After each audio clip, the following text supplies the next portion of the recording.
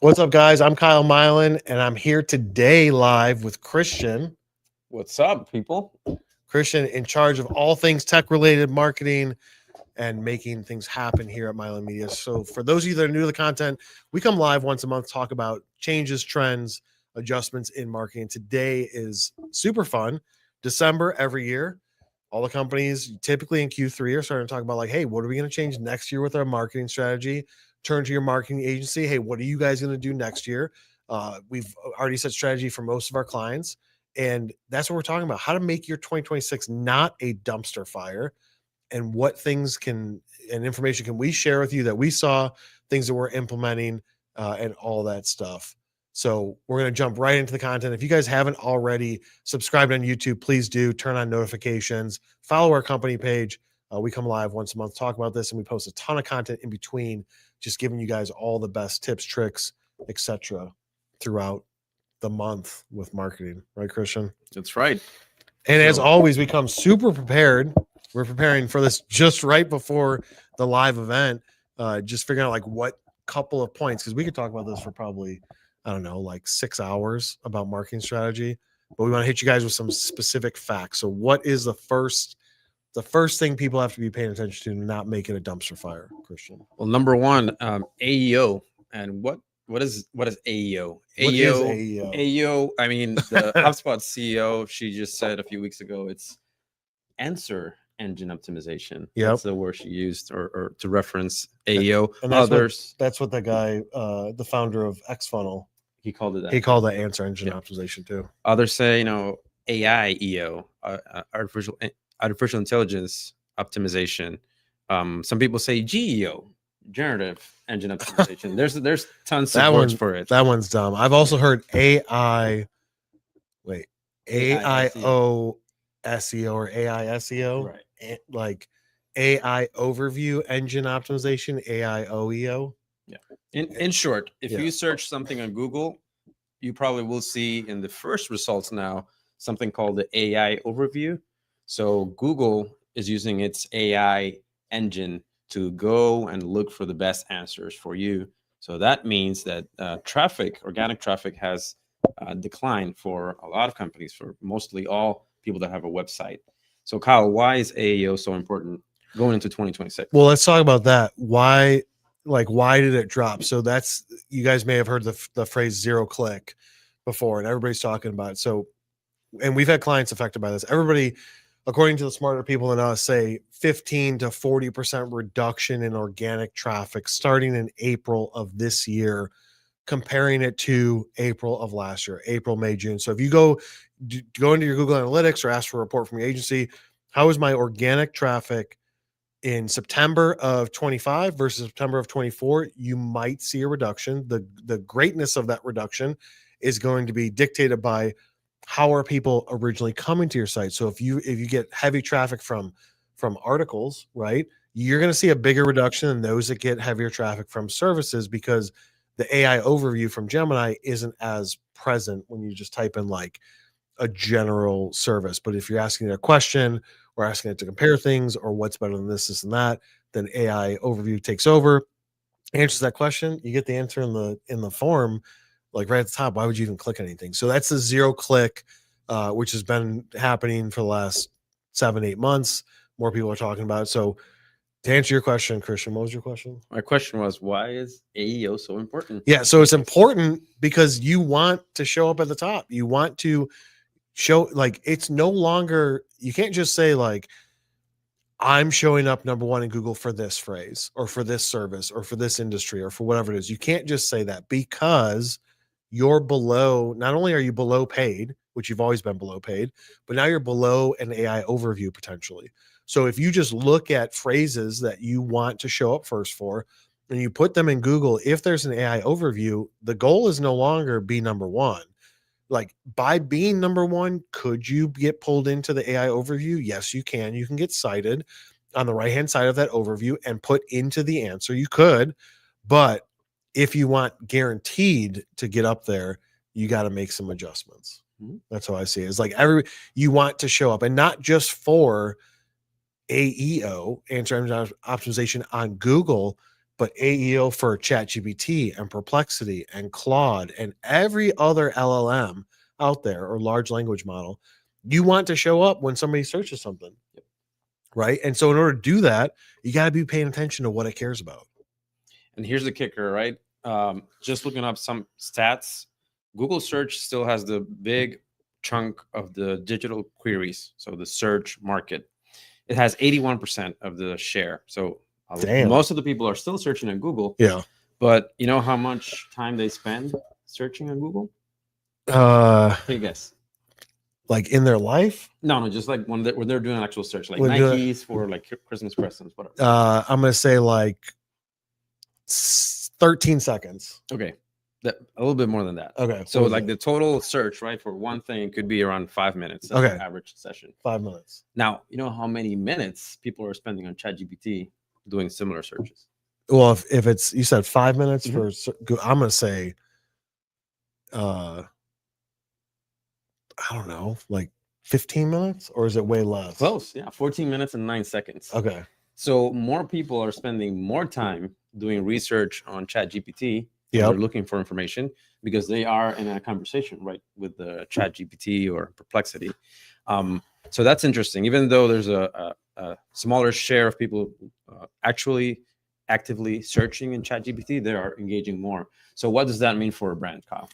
I mean, obviously, if we're spending more time on GPT or an LLM, then you want to show up as much as possible throughout that journey of them searching, right? Versus, I feel like if you're on Google searching, you search, you click, you read, you go back, you adjust search, you click, you read. You're trying to find, like, maybe in your example, Nike's the best deal, who's got a sale, etc. And there's like a lot of back and forth, versus in an LLM, it's just all right there. So I feel like that means that you would have to show up in as many queries or searches as possible under that category. Yep. And then here's another stat that caught my attention when it comes to like B2B.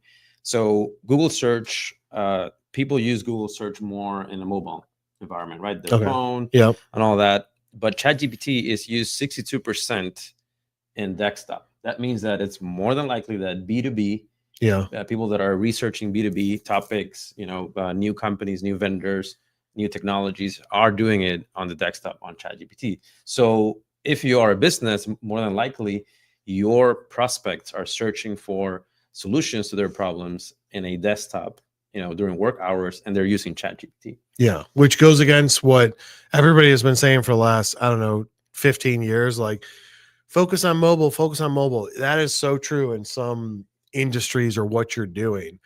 But in a lot of the B2B, not just the industrial manufacturing sector, but like even from a SaaS standpoint, fintech, software, all those things, a lot of times the desktop still brings in more traffic. Like if you just go to GA4 and look at what's the device that users are using last month or so far this year, I have a feeling that most people are still going to show desktop at like 55, 60% versus mobile, and sometimes even more. We've got clients where desktop is 80% because of what they sell. But that's interesting that people are using GPT more. Do you think it's because they don't know that there's the app for your phone? I think they know, but let's say, for example, we're here in the office working, right? Yeah. We're researching like, oh, I need to know what platform does this or that. You'll naturally just go in the browser, right, at chat.openai.com. Whereas when you're home, you have your mobile device. If you have a computer, you barely use the computer at home. So I think it's more of like the environment and where you are at the moment, right? Yeah. Now, another thing about AEO, which is important, is that the way you optimize for AEO or for AI to show your brand or your company in the results, it kind of like takes a lot of things from traditional SEO. Optimizing for a TLDR or a section at the top of the page where it summarizes the content of the actual page. That's a big part of SEO, and it just naturally translated into AEO because the AI is looking at summarizing the information and looking at the points to get the answer faster, to get the results faster to the reader. Also a table of contents where the AI crawler can go in and understand the structure of the content. It's super helpful. And then frequently asked questions. It's also another SEO tactic that was, we've been saying it for years, right? You have to do frequently asked questions in order to get better results, better ranking. But guess what? AI is also looking at that when they're trying to figure out what's the best answer.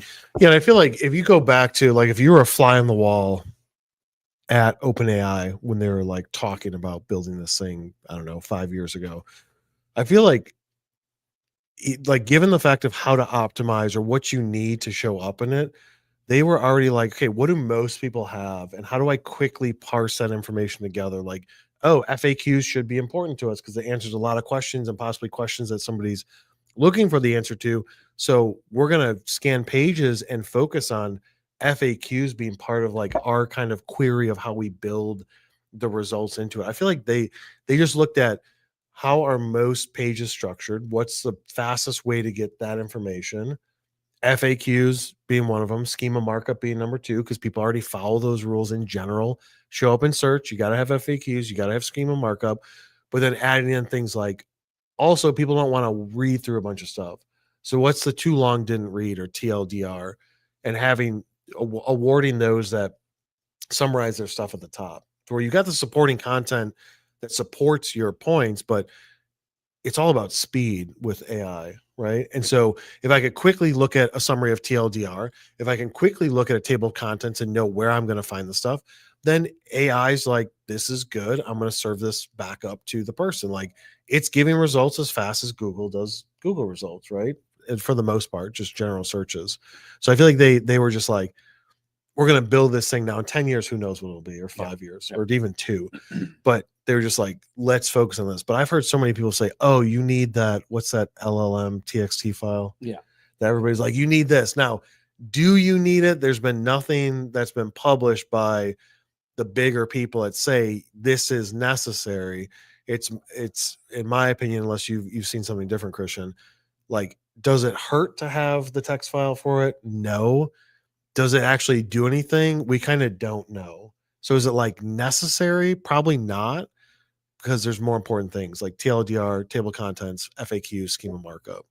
But yeah, I feel like people are just like all over the place. Everybody's got an idea on how to show up in search, but until you've done it, which we've done successfully multiple times for our clients, is like, this is where this page is showing up. We just did it for a client. What was it? Like 30 days ago? Yeah, a couple weeks ago.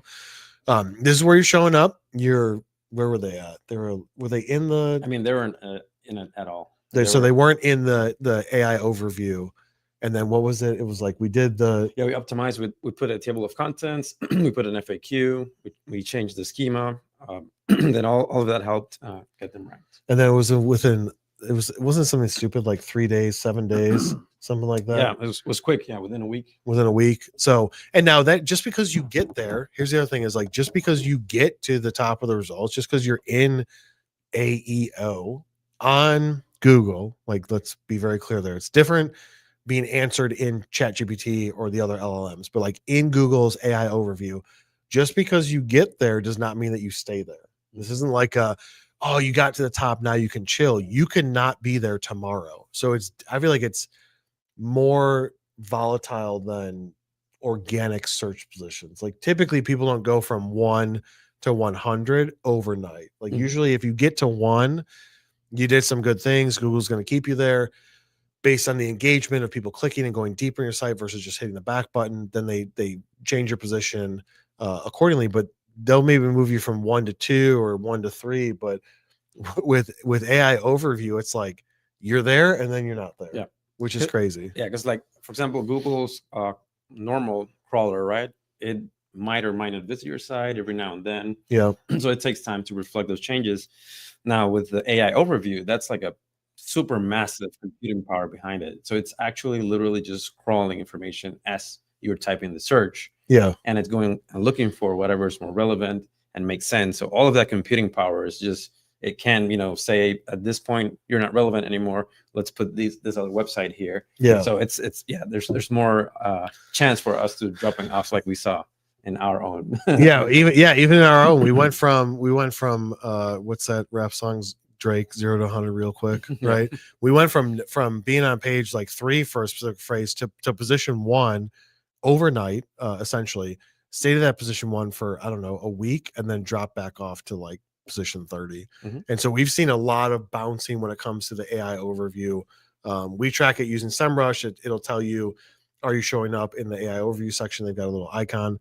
But let's talk about deeper into not just Google, people using GPT. We were told at Inbound from HubSpot, I forget her name, but the one in charge of AEO, that based on studies that not that HubSpot produced, but other people have produced, is that in, what was it, 2028, GPT will be making a play to have as many searches as Google does right now, to where Google's not going to be the monopolized search engine, that people will be using GPT as much. And it's just so happens that I think it was 30 days ago or so, GPT releases Atlas, which is their own essentially browser, but it's an app-based browser. So it's not, you don't type it into the search bar. You have to download the program and you can search GPT, search the internet through GPT with Atlas, and it's a great system. It's basically a copy and clone of Google Chrome with the way it's set up and interacts and whatnot.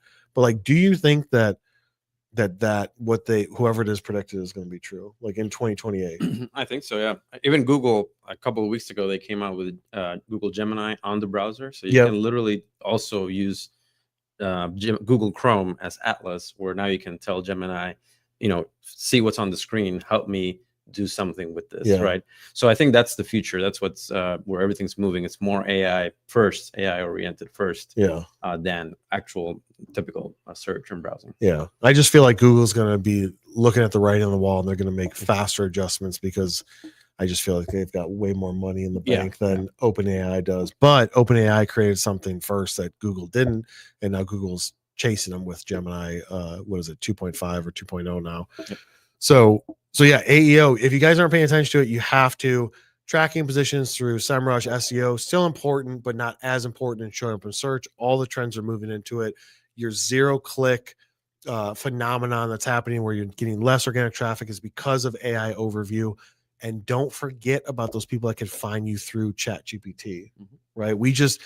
I just had a phone call, what day is it, Tuesday, yesterday, with somebody that through GPT was doing some research. He said our name kept on showing up at the top of the list. I'm like, cool. Had a conversation. Now we've got an opportunity to potentially add a new customer and quote him and try and close him. But you have to pay attention to that. It's like, what are you showing up for in search? Now, there's lots of programs out there that can track that to a certain degree. We spoke with the founder of XFunnel AI, who that's who specifically HubSpot was referencing at Inbound. And it just so happens, what was it, 3 weeks ago, HubSpot acquired XFunnel AI for probably an insane amount of money. Yeah, undisclosed amount. Undisclosed amount. But Cristian and I were on a call with the founder from Tel Aviv, like within the last 30 days, right? It was like probably around 30 days ago, talking about us getting a subscription to the program to be able to track all of our clients' positions. And he had some really intelligent things to say just in general about how LLMs work and how to track it, and then how SEMrush is tracking GPT positions versus the way that XFunnel does it, and versus Profound, which is another program out there that tracks it. So you have to be monitoring that. We're in the process of establishing a baseline for us and all of our clients of how are we going to report and track this stuff. And I think that everybody needs to be looking at that, is how do I know, like I know how I'm showing up in Google, but how do I know how I'm showing up in ChatGPT without me searching it every single day? Yep. And that's something you got to pay attention to next year. Yeah. And then those big moves, right? HubSpot acquires XFunnel, Adobe acquires SEMrush. So there's obviously that's the play for the future, right? They're acquiring all of these, AI now first, or AI oriented data companies to better understand, right, the landscape. And I'm guessing Adobe is going to keep SEMrush the way it is a little bit, but from what I read, HubSpot is going to integrate XFunnel into their own AEO offering. So that makes sense. I know they were probably looking at it from like a website standpoint, but I wonder, are you going to be able to just have a subscription with XFunnel directly? Like, So actionable item from this point number one, AEO is the new SEO. If you go to Google Search Console, right? If you are a marketer, go to Google Search Console. You should have access to that. If you don't have access to that, just message us. We'll help you get access to your Google Search Console, and then look at those pages that you were ranking for in the first maybe 10 results on Google. And if you look at the ones that declined, those are the first you want to optimize coming into 2026. That's the low-hanging fruit. So Google Search Console, look for those results or queries that you were ranking for in the first 10 positions, and then optimize those for AEO. If you need help with that, you know where we are. You know how to find us. Yeah, you do know how to find us. All right. Point number 2. I think we got 3 of these. Yep. Point number 2, to not have your 2026 turn into a dumpster fire, as Laura so elegantly put. What is point number 2? So point number 2 is for outbound specifically. Your cold email infrastructure will make or break your 2026 strategy. Yeah. So what is it? What is a cold email infrastructure for those that are not familiar with the term? Yeah. So the most common that people think is I just get HubSpot, MailChimp, Constant Contact, Marketo. I send out thousands of emails with the click of a button. It gets delivered to people, they engage, etc. That's like marketing emails, right? Home Depot ad, center justification, lots of graphics, etc. Great for newsletters, etc. On the cold side, they're like, okay, cool, cold emails. I'm just going to send plain text emails or single off emails through sequences through HubSpot. We've been doing it for years. HubSpot sequences work. However, you have less controllability on the volume that you're sending it. And so where people have gone to in the last 6 months, really like the public has gone to, is going down a structure of having different domains other than yours that are similar, that you send emails through after you warm up the inbox. And that's how you kind of control the speed at which you're sending out emails. You can't go from, on average, naturally sending 5 emails a day or 25 or 50 if you're busy with emails, to 500 a day or 5,000 in a minute, because the ESPs are going to be like, they're obviously spamming somebody. Mm-hmm. So in general, that's how people look at it, either in the marketing aspect of like, I'm just going to click this button through Constant Contacts, MailChimp, HubSpot, and I'm going to send it. And it doesn't even matter if a lot of people don't respond. Like, I still send it to 5,000 people and they don't know. What don't they know about what's happening behind the scenes when they do that, Christian? Yep. Yeah, it's insane. That's the key is like, if I came to you and said, hey, I want to send a marketing email to our HubSpot database, which has 55,000 people, what would your response be to me? Nope. I'm sorry. Nope. Here's the mic. Yeah. Nope. With a proper segmentation. Yeah. And figuring out who's the audience, what's the message, right? Doesn't make sense. Yeah. Etc. Now let's talk a bit about what changed. Why are emails not being delivered? Why are emails being sent to spam? So with the rise of AI, the email service providers, the ESPs, have become obviously more intelligent. So they're no longer just flagging spam or emails as spam because of the subject or because of a word that triggered. Now the companies are using AI to understand the intent of the content of the email. So they're figuring out, is this a unsolicited email or not? And if it is, you won't see that email in your inbox. They're also using behavioral analysis. They're using AI to figure out your sending pattern. Are you a mass email sender? Yeah. Do you follow best practices?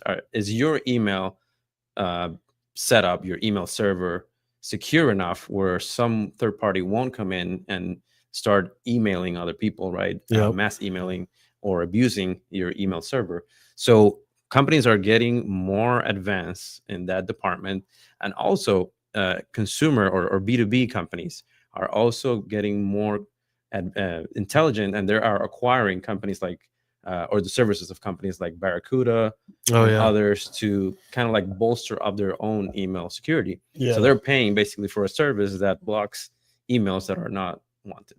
Yeah, I remember way back in the day, probably 2009 to 12, the company I worked at had Barracuda. And then at the end of the day, you get that email. It's like, hey, man, these are all the emails I quarantined for you. And I'm like, damn, I was looking for that one. Like, how do I unblock this? And I'm sure it's gotten more advanced now, right, with AI. And that's what's difficult. And I've said this before, is that good marketers break everything, right? If you go back to 99, 2000, 2001, email marketing open rate probably 90%, response rate probably 90%, right? Look what's happened over the last 25 years. It's had its ups and downs.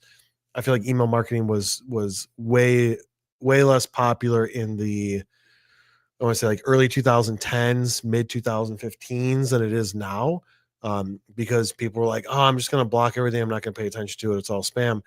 But now it's like so difficult to get through. So like, here's a common misconception. Cristian sends an email to 1,000 people and he assumes it gets delivered. That's misconception number one. Send rate and deliverability rate are two different things, right? And so I can send it to 1,000 people, but through what Cristian just said, Barracuda and others, they've blocked. What if they blocked half of those? Mm-hmm. Then I'm looking at my open rate of, let's just say it's 10%. 100 people have opened the email. That's what I think. I sent 1,000, 100 people opened it. It's 10%. What if only 500 were delivered it? Yep. And I had 100 people open it. Well, that changes it drastically. And so deliverability has now become this metric that you have to track of like, if I send an email, will it be delivered? Number one, yes. Is it delivered in the inbox or is it delivered in spam or someplace else? And that's like the struggle that's happening with outbound. Mm-hmm. It's like way more techy now. It is. Than it used to. It used to just be like, you want to send a lot of emails to people? Get Constant Contact or MailChimp. It's free or it's $9 a month forever for life. It's like, cool, I'm going to upload this. I'm going to send it out to these 5,000 people. Now, like, even when we explain it to clients, they're like, what the heck? Yeah. What do you mean? What do you mean you got to do all that? It's like, dude. Yeah. And basic stuff, basic setup for email, like DMARC, right? SFP, all those records that you have to records, do. Yeah. Everything you have to do, that's like basic now. Like everyone needs to have that set up because that will ruin your deliverability. But we're talking about a step ahead of that, right? Actually actively monitoring if your emails are being delivered or not, and then making adjustments for that.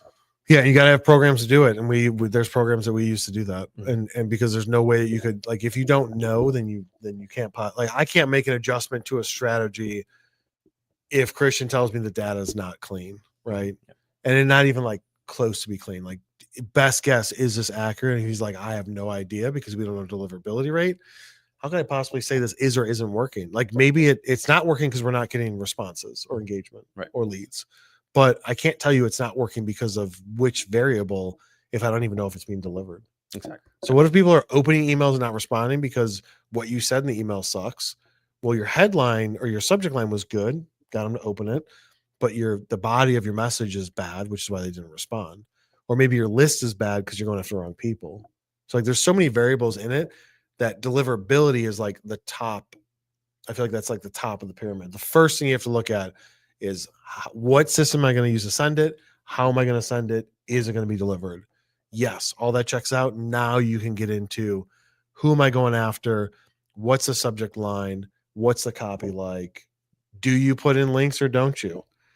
Do you like, a new thing that we started doing is cold emails less than 100 words. That's what's proven, not just by us, but people that send millions of emails, less than 100 words in a cold email will increase the chance of a reply rate. We don't care about open rate. We don't care about click rate because we don't want to send links in, right? Because then Cristian's Barracuda is going to see out for links. Is going to see that. Yeah, it's funny because clients still want to send over like pictures, attachments, or PDFs. PDFs in that first email, right? So it's hard, but we're getting there, I think, in explaining how this is more of a chess play where you want to get your foot in the door first, and then you can come in, with the information you actually want to deliver. Yeah. But this is like an elevator pitch, right? Yeah. If you are with someone and you get in the same elevator and you're going up 5 floors, you have that amount of time to try to not make it awkward. Yeah. It's already awkward, exactly. Right? Yeah. And then get your introduction across for a future, kind of like longer conversation. So you can't just like vomit, like do an information dump on them in a couple of seconds. So that's a strategic way to view it. Is my email copy kind of like an elevator pitch in that sense, where it's short but concise enough that I'm getting across who I am, how can I help you? Yeah. If you ask people, what is the point? What is the goal of of email marketing. So if I say, if somebody's running paid media, what's the goal? The goal is to convert to a lead, to a deal, etc. What is if you ask most people, what's the goal of email marketing? They would say probably the same thing, but you can't look at it like that anymore. The goal of email marketing is not to generate a lead that then converts into a deal that then converts into a customer. The goal of email marketing is to have a conversation and get a response. Whatever you have to do to get that response and start that conversation is what you put in your email marketing. So to Christian's point, people that want to add attachments, heavy with links, long form text, basically show up, throw up information, a lot of spec heavy stuff. If I have a robot vacuum and I'm trying to sell a robot vacuum, I don't know why I thought of that, but I'm trying to sell a robot vacuum and I'm selling it to anybody, like businesses, homeowners, etc. And I start with, my robot vacuum has this much sucking power, this speed, this battery, etc., etc. That's showing up and throwing up the information of like the specs of what you're trying to sell. And it doesn't matter if it's a product or a service, that never works. Like sometimes does it work? Sure, but that's the exception, not the rule. Like it could work. You could get that person that's like, actually, I was just looking into this. This looks cool. Let me have a conversation with you. Versus if you lead with, do you hate vacuuming? And that's like the question. And then you ease into, okay, you hate vacuuming. I've got a solution that might save you that pain of vacuuming. And also as an auxiliary benefit, it's saving you time for you to go and do other things. Like my vacuum is going to clean your house, your first floor, in 2 hours. And maybe it would only take you 30 minutes because you're just like that crazy person that vacuums back and forth angrily, quickly. Maybe it only saves you 30 minutes, but 30 minutes is a lot. Like if you value your time, it's a lot of money, a lot of time. So, but people would say, no, you're looking for them to purchase. I'm not looking for them to purchase my vacuum from the initial first step in a cold email. Like I'm looking for them to engage somehow and not just click a link or reply. Like I just want them to start a conversation so I can sell maybe this company 20 vacuums to clean their office. So like it's a difference of mindset. I'm looking for a conversation starter response versus the rest of the world that says I'm looking to sell them something and generate a lead. Which yes, you're looking to sell them something, generate a lead, but it starts with a conversation. Yep. That's very what cool. I think. Anything else on that subject? I think the last thing would be your KPIs, right? Like we talked about. Yeah. Don't obsess with click rates, open rates. Go straight into the reply rates. The better reply rate, the more chances of converting a lead into a customer from email marketing will happen.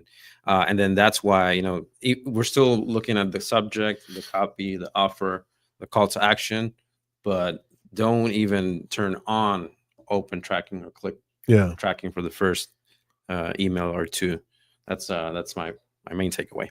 Yeah, and I feel like now if we did a campaign, disable open and open tracking and disable click tracking, so it comes through with no HTML code, no cookies, nothing hidden within the text. It's just straight up plain text email. That's going to increase the likelihood for deliverability, number one. And you get no responses. You could ask questions like, well, are they even opening these?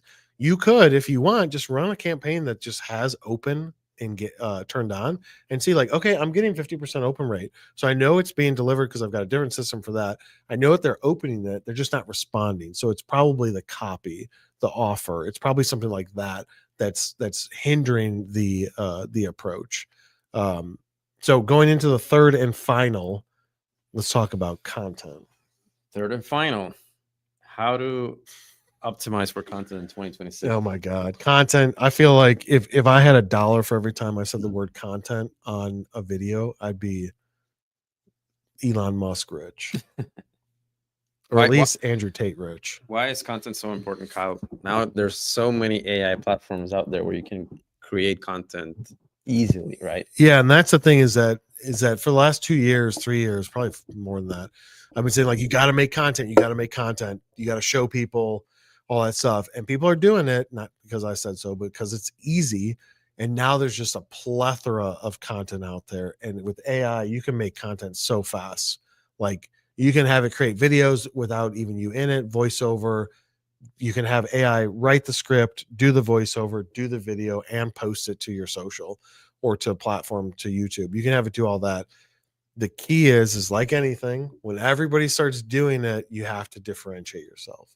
So you have to look at ways, again, you got to look at the landscape, not just the landscape from standpoint of me, us versus our competitors. You have to look at it as the landscape of what's trying to grab attention from my audience when they're in email, when they're in social, when they're at home, when they're watching TV.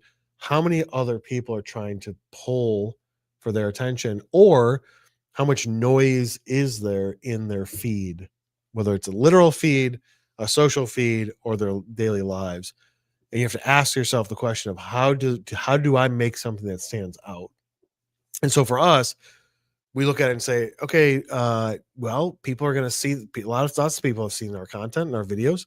They're going to see the same settings. So how do we stand out? Okay, we're like a new plan going into 2026. We're changing the scenery. We've got a scenery, like different sets, and not sets from the standpoint of like everything's organized and set, but like one in the office, one in a conference room, going outside, doing things at events, trade shows, filming content in different places changes the perception of where we are. If somebody constantly sees my videos or the company videos, are like, oh, there they are again in those tables in front of that wall, etc., doing it with the lights. But if Christian and I, let's say you saw a video and Christian and I are on a beach in Puerto Rico with some Mai Tais, and we're drinking and we're having the same conversation live from the beach, you guys would be like, first of all, where are they? Yeah, what's going on? And what are they talking about? Because you're used to the same thing. So we got to change up what you guys see to grab your attention, just like Christian said, elevator pitch. And then we have to hook you with the quality of the content. And I think that's going to be the key, is changing the look and feel of it, making sure you mix it up, and increasing the quality. Mm-hmm. Yeah. I think another point would be using AI to understand, right, what has worked for you in the past, what's not working. Yeah. So AI can just, crunch through all the information that you give it, view time, average subscriber ratio of, people that watch the first minute of a video. You can give it even information of time on site, etc. So use AI to understand what's working, what's not, what are people actually paying attention to. You can even give it a YouTube script to figure out, correlate. Okay, this is the average view time, and these are the scripts. What are people liking? Like, what is hooking them, right? Yeah. So using AI instead of using, a gut feeling, or, well, I think it's this, or just limited information that you see in one dashboard. Try to compile all of that, give it to AI, and prompt it properly to get the best information out of it to inform your strategy. Yeah, and that's where, like, if you just go by the rule of thumb of like data supports every decision, like there's an aspect of guessing, right? I could say, like right now, Trinity's creating a graphic behind the camera. I can be like, that graphic is sick. And Christian may look at it, now she's giggling. Christian may look at it and say, like, that graphic sucks. But the market, you guys will say, if we post that graphic 2 different versions or 5 different versions, they'll tell you what's better just by data. Now, not a single test of like, well, this one got 2 likes and this one got 4, so that means it's better. Like, you got to have volume behind the statistics, right? You got to be able to say, like, this got 1,000 impressions versus 200 to pick a clear winner. But when it comes to the content and the strategy, like, use AI to just tell you what the data says. Do your videos, do your posts get engagement or not? Like, whether it's on social, on YouTube, on your website, what pages have the longest view time? Well, I've got pages with videos and services. Like, I've got service pages with videos on it. I've got service pages without videos on it. Is there a clear winner of who's spends more time on each of those pages? If it's similar, people probably aren't watching the video. If you've got a system that's looking at clicking and like Hotjar or Crazy Egg, and it says like, or even playtime of a video. Mm-hmm. Is that no, it's not getting playtime. Okay. Well, I had the great idea of adding a video to that page, and Christian's telling me nobody's watching it. So it doesn't matter. Like it was in theory a good idea, but the market said, I don't want to watch that video. So using AI to tell you that, I 100% agree with. Yep. Do that heavy lifting. Yep. Also brainstorming, getting ideas, right? I don't think AI is going to ever, I say ever, right? Cautiously. Very cautiously. It's going to ever replace the potential of human creativity, but it can definitely augment it. Yeah. I think that's where, if you capitalize on using it to brainstorm, get more ideas, mix ideas, get inspiration from other sources that are not the ones that you're usually looking at, that's when you can be more original. And it's funny because a lot of the AI content, right, might read the same until you put in your own, like your own secret sauce, right? Yeah. So I think that using AI to elevate your creativity and your own expertise in a subject is going to be key for 2026. Yeah, I mean, use it as a tool.